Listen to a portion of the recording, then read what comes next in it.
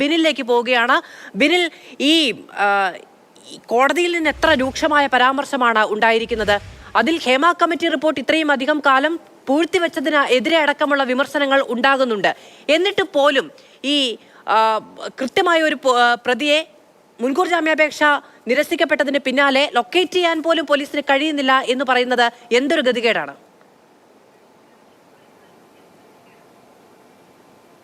മാധു, അത് വലിയ ഗതികേട് തന്നെയാണ്.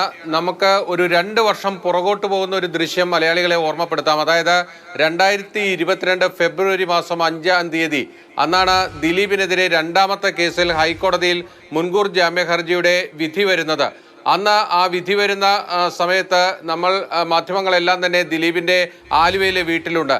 ആലുവയിലെ വീട്ടിൽ ആ വിധി വരുന്നതിന് മുമ്പ് മാധ്യമ സംഘമുള്ള ആ ഒരു ഘട്ടത്തിൽ നമ്മുടെ എല്ലാവരുടെയും ദൃശ്യങ്ങൾ ഉള്ളതാണ്. അതായത് ആ പോലീസ് സംഘം ഈ വിധി പറയുന്നതിന് തൊട്ട് മുൻപ് ദിലീപിൻ്റെ ആലുവയിലെ വീട്ടിന് മുന്നിൽ എത്തുന്നു.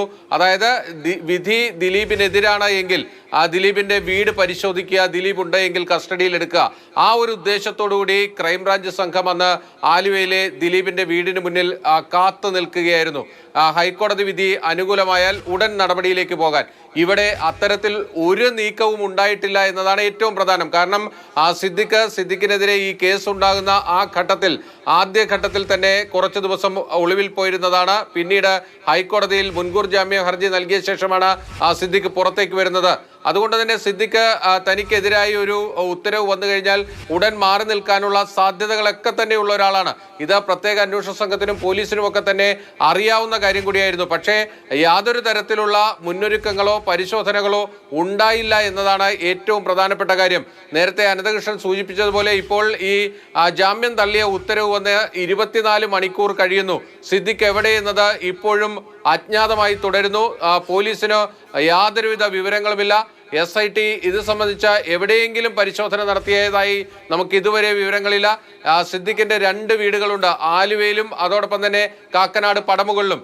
ഇതുവരെയും അവിടെ പോലീസ് സംഘം എത്തുകയും ചെയ്തിട്ടില്ല. അതായത് ആ പോലീസ് സിദ്ദിഖിന് വേണ്ടി കാര്യമായ ഒരു തിരച്ചിൽ ഇതുവരെ നടത്തിയിട്ടില്ല എന്നതാണ് അതിൽ നിന്ന് നമുക്ക് മനസ്സിലാക്കിയെടുക്കേണ്ടത്. നേരത്തെ ദിലീപിന്റെ കാര്യം സൂചിപ്പിച്ചത് അതുപോലെ പ്രവർത്തിച്ച ഒരു ഘട്ടം പോലീസിന് ഉണ്ടായിരുന്നു എന്നത് ഓർമ്മപ്പെടുത്താനാണ്. ഇവിടെ എന്തുകൊണ്ട് സിദ്ദിഖിന്റെ കാര്യത്തിൽ അത്തരത്തിലൊരു മുന്നൊരുക്കം പോലീസിന്റെ ഭാഗത്ത് നിന്ന് ഉണ്ടായില്ല എന്നത് അവ്യക്തമാണ്. അവിടെയാണ് പല സംശയങ്ങളും ഉണ്ടാകുന്നത്. സിദ്ദിഖ് ഇപ്പോൾ എവിടെയാണ് എന്നത് ആർക്കും അറിയില്ല. പോലീസ് സംഘത്തിന് കൃത്യമായ യാതൊരുവിധ വിവരങ്ങളുമില്ല. കൃത്യമായി പറഞ്ഞാൽ ഇന്നലെ രാവിലെയോടുകൂടിയാണ് സിദ്ദിഖ് ഇവിടെ നിന്ന് പോയത് എന്നതാണ് ഏറ്റവും ഒടുവിൽ പുറത്തു വരുന്ന വിവരം. എന്തായാലും പോലീസ് സംഘം സിദ്ദിഖിന്റെ വീടുകളിൽ പരിശോധന നടത്തിയിട്ടില്ല. ഇനി ശാസ്ത്രീയമായ സിദ്ദിഖിനെ കണ്ടെത്താനാണെങ്കിൽ സിദ്ദിഖിന്റെ 2 മൊബൈൽ ഫോണുകളും സ്വിച്ച് ഓഫ് ആണ്. അതിന് അപ്പുറത്ത് ആ ഫോൺ കേന്ദ്രീകരിച്ചുകൊണ്ട് കൂടുതൽ എന്തൊക്കെ അന്വേഷണം നടത്തിയിട്ടുണ്ട് എന്നത് ഇപ്പോഴും വ്യക്തമായിട്ടുള്ള കാര്യമല്ല. അതായത് സുപ്രീം കോടതിയിലേക്ക് പോയി ഒരു കേരള പോലീസിനെ നാണിപ്പിക്കുന്ന തരത്തിലുള്ള മുന്നൊരുക്കങ്ങൾ നടൻ സിദ്ദിഖ് നടത്തിയിരുന്നു എന്നാണ് നമുക്ക് മനസ്സിലാക്കാൻ കഴിയുന്നത്. 2 വീടുകളിലില്ല, ഫോണുകൾ മണിക്കൂറുകൾക്ക് മുമ്പ് സ്വിച്ച് ഓഫ് ആണ്. എവിടെയെന്ന് ലൊക്കേറ്റ് ചെയ്യാനുള്ള ഒരു ലൂപ്പ് ഹോളും അവസാനിപ്പിക്കാതെ അല്ലെങ്കിൽ അവശേഷിപ്പിക്കാതെയാണ് സിദ്ദിഖ് ഇവിടെ നിന്ന് പോയിട്ടുള്ളത്. ഒരു സുഹൃത്തിനൊപ്പം മുങ്ങി എന്നുള്ളതാണ് ഏറ്റവും അവസാനം ലഭിക്കുന്ന വിവരം. അതായത് കേരള പോലീസിന്റെ മുഴുവൻ ജാഗ്രതയേക്കാൾ അപ്പുറത്ത് അവനവന്റെ കാര്യമായതുകൊണ്ട് സിദ്ദിഖ് അതിൽ കൃത്യമായ ഒരു മുൻകരുതൽ എടുത്തിരുന്നു എന്ന് വേണം നമുക്കിപ്പോൾ സ്വാഭാവികമായി മനസ്സിലാക്കാൻ.